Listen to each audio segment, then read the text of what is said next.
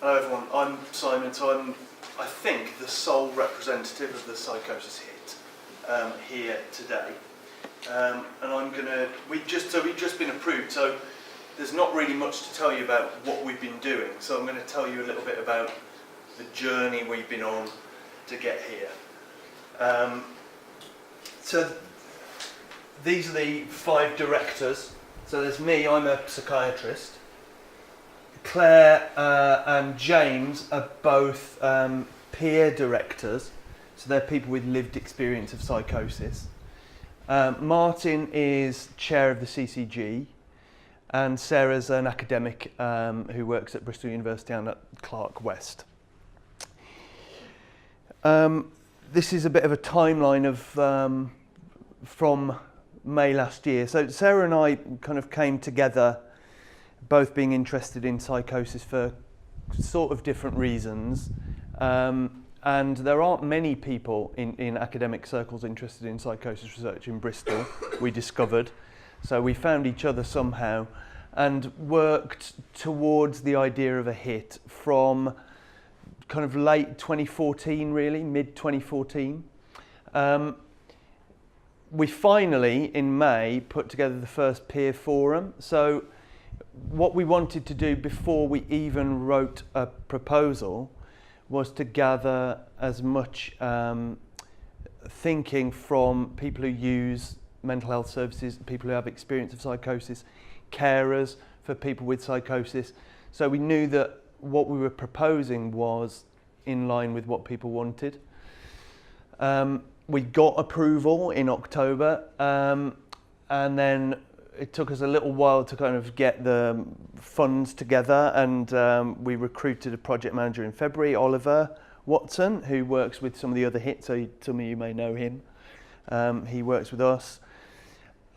We've had our first full proper meeting with all the current members in April, and then in May we finally were able to recruit our peer directors.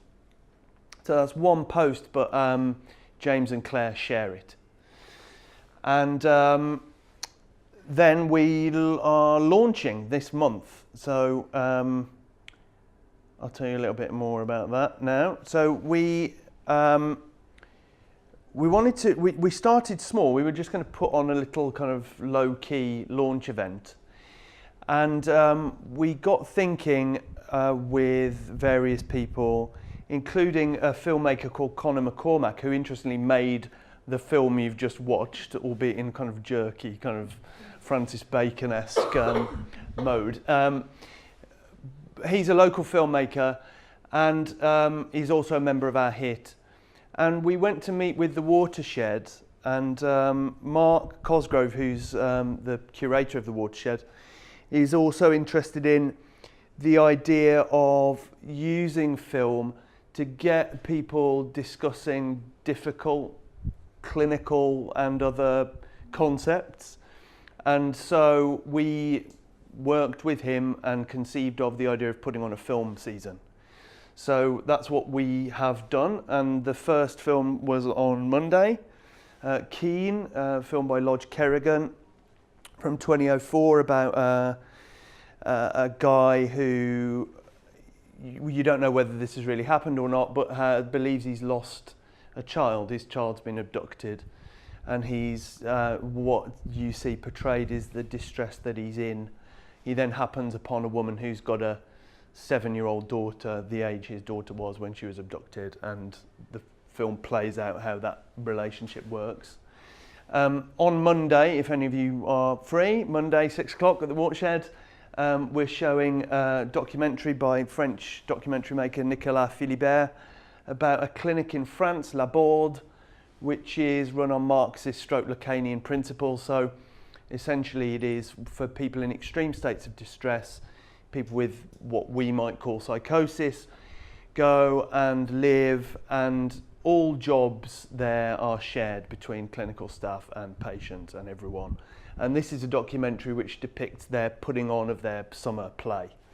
So it's fantastic, you might want to come and see that. And then Monday after, we're showing Connor's film, which was made over 3 years depicting experiences of people in the Bristol Hearing Voices network, with whom I also work. And that's a powerful and intense portrayal of people's real experience of that group and their lives. And then after that, there'll be a Q&A panel with some of the people that are in the film. So and then following that will be our official kind of launch. This is how we use our budget. Don't tell anyone, Bristol Health Partners, but there'll be kind of a bit of food and drink for people to welcome them and kind of celebrate the launch of our hit.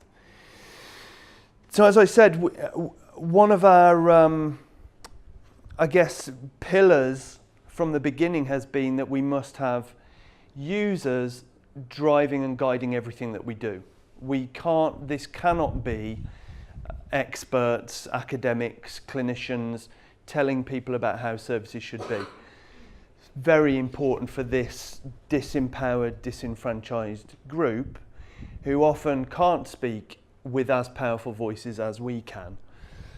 And so we felt it was very important in the structure of our hit to have peers at the top. I mean, I don't know whether we see it in that kind of hierarchical way, but the directors are the people that are kind of overseeing everything. And so we were delighted to appoint Claire and James.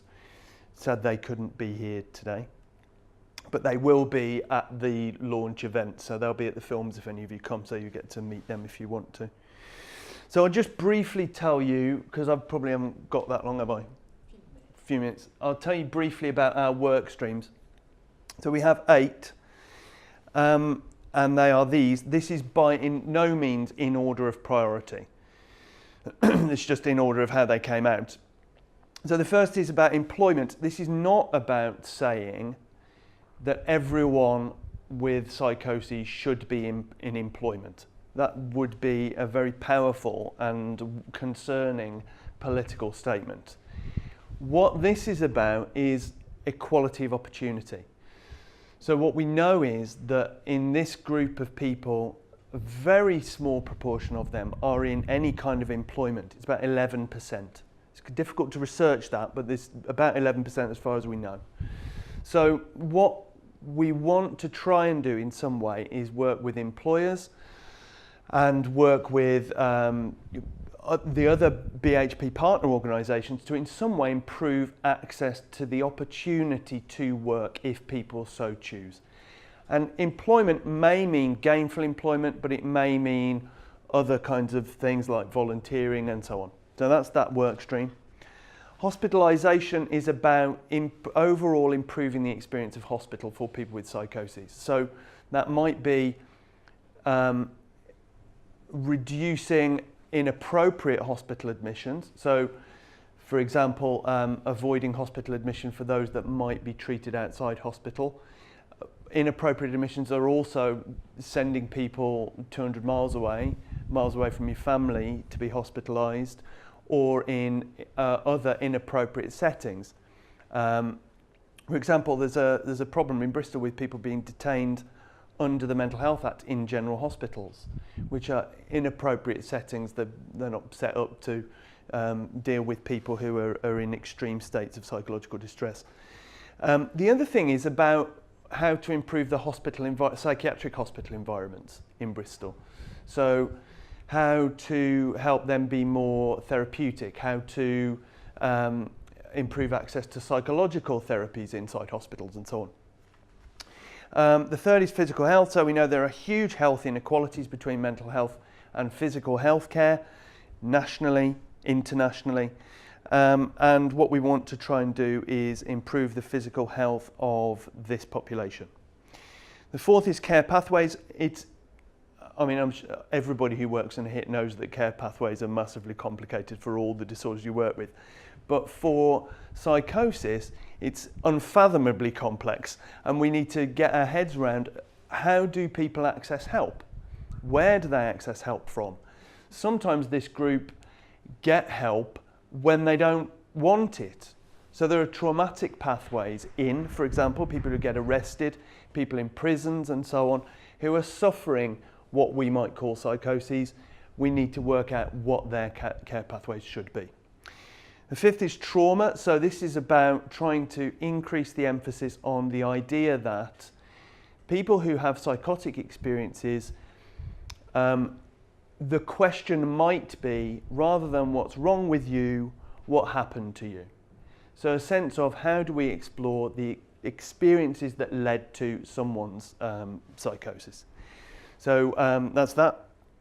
The sixth work stream is about families and networks. So this is about involving people's families and networks from the outset.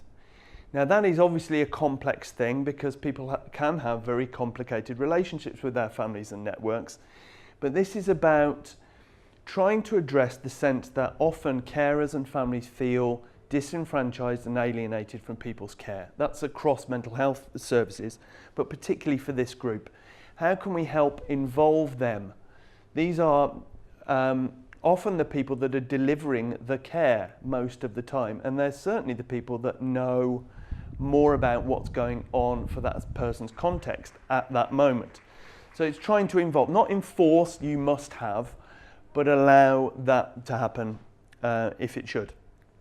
The seventh is something that people who access crisis care in Bristol say a lot. This is people, users and carers of crisis services. It's about trying to make those responses more caring. So people ring up in extreme states, in absolute terror, in crisis, and often what they're met with, for reasons we need to understand, there may be resource and training issues, there may be cultural issues and so on, but what they're often met with is a less than humane, uncaring response. And that's what we want to address in that work stream. And the eighth, as Zoe alluded to, is something about the impact of working with people with psychoses on the professional carer. So what happens, what goes on, what is the impact, and how do we improve staff health? Staff sickness is obviously a priority for all healthcare providers in Bristol, and certainly is for ours. So that's that work stream. Finally, can't remember. Yeah, finally, we're trying to kind of flatten the hierarchy of our HIT. So how do we get information about what people might want to focus on research-wise, and are we focusing in the right areas? Get that dialogue, always feeding back to a wider user and carer forum. So the peer directors are overseeing the user and carer forum. Of course, we're involved too. But it's about generating ideas and also asking what they think about the ideas for particular research projects within the work streams. So I've gabbled there, probably gone over. I do go on. Anyway, thanks.